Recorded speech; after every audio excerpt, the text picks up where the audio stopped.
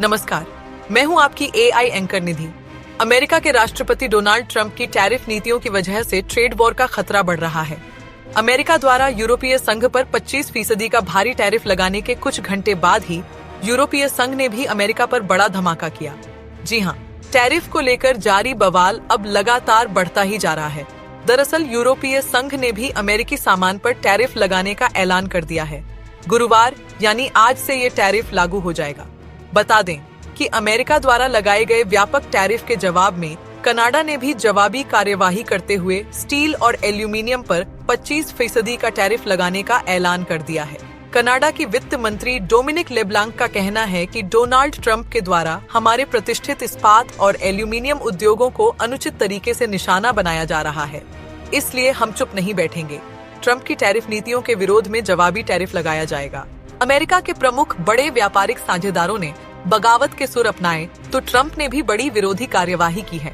Donald Trump के tariff नीति के विरोध में जवाबी कार्यवाही करते हुए टैरिफ लगाने की घोषणा की तो राष्ट्रपति डोनाल्ड ट्रंप ने धमकी दी कि यूरोपीय संघ के सामानों पर और टैरिफ लगाया जाएगा। अमेरिकी राष्ट्रपति ट्रंप ने अमेरिका से आयातित सभी एल्यूमीनियम और स्टील के उत्पादों पर 25% टैरिफ लगाने का ऐलान किया। उन्होंने कहा कि यदि यूरोपीय संघ के द्वारा अगले महीने अमेरिकी वस्तुओं पर जवाबी टैरिफ लगाया जाता है तो अमेरिका भी अतिरिक्त जुर्माना लगाएगा। मतलब साफ है कि टैरिफ को लेकर बवाल अब थमने के बजाय लगातार बढ़ता ही जा रहा है। ट्रंप का इस नीति का अलग अलग देश अपने तरीके से विरोध भी कर रहे हैं। ट्रंप की टैरिफ नीति पर दुनिया के देशों की राय भी अलग अलग है।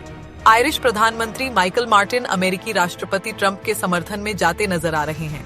उनका कहना है कि हमें मिलकर काम जारी रखना चाहिए ताकि हम पारस्परिक रूप से लाभकारी आर्थिक संबंध को बनाए रख सकें। वहीं अगर बात करें चीन की तो बता दें कि चीन के विदेश मंत्रालय की तरफ से ये कहा गया कि वो अपने हितों की रक्षा के लिए जवाबी टैरिफ कार्रवाई करेगा। ट्रंप के टैरिफ बवाल पर कुछ ऐसा ही रुख जापान का भी सामने आया है। जी हाँ, जापान की तरफ से मुख्य कैबिनेट सचिव योशिमासा हयाशी का कहना है कि इससे अमेरिका और जापान के आर्थिक संबंधों पर प्रभाव पड़ेगा। मतलब साफ है कि जापान भी ट्रंप के टैरिफ को लेकर सख्त रुख अपना रहा है और इतनी आसानी से वो इसे नहीं मानने वाला है। इसके अलावा अगर बात की जाए ऑस्ट्रेलिया और ब्रिटेन की तो बता दें कि दोनों ही देशों ने अमेरिका के इस टैरिफ की निंदा की है, लेकिन उन्होंने ये भी कहा कि वे भविष्य में जवाबी टैरिफ नहीं लगाएंगे। इन देशों के अलावा कनाडा ने साफ तौर पर पहले ही जवाबी टैरिफ कार्यवाही का ऐलान कर दिया है। कनाडा के द्वारा स्टील और एल्यूमीनियम पर 25% के जवाबी टैरिफ लगाए गए हैं। अमेरिकी प्रेसिडेंट ट्रंप जिन उद्योगों के लिए टैरिफ लगा रहे हैं उन्हें उद्योगों के लिए यह प्लान उल्टा पड़ सकता है। पहले ही एल्कोआ के सीईओ विलियम ऑपलिंगर ने इस मामले में चेतावनी दी थी। उन्होंने कहा था कि ट्रंप की इस टैरिफ नीति के कारण देश में लाखों नौकरियां जा सकती हैं। इनमें एल्यूमीनियम इंडस्ट्री में काम कर रहे लोगों की भी नौकरी जा सकती है।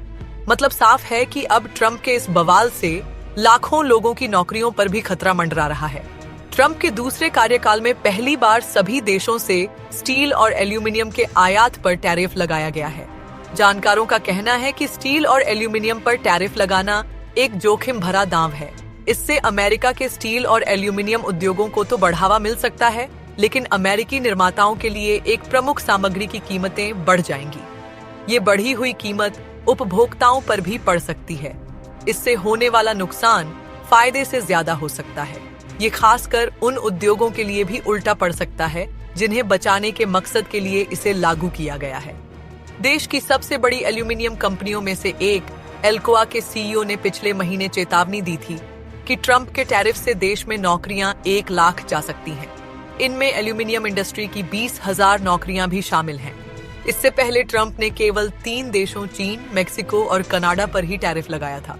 अमेरिकी राष्ट्रपति ट्रंप जब से सत्ता में आए हैं तब से ही विभिन्न देशों में लगने वाले टैरिफ को लेकर आक्रामक कार्यवाही कर रहे हैं और कई तरह के बयान भी दिए गए हैं।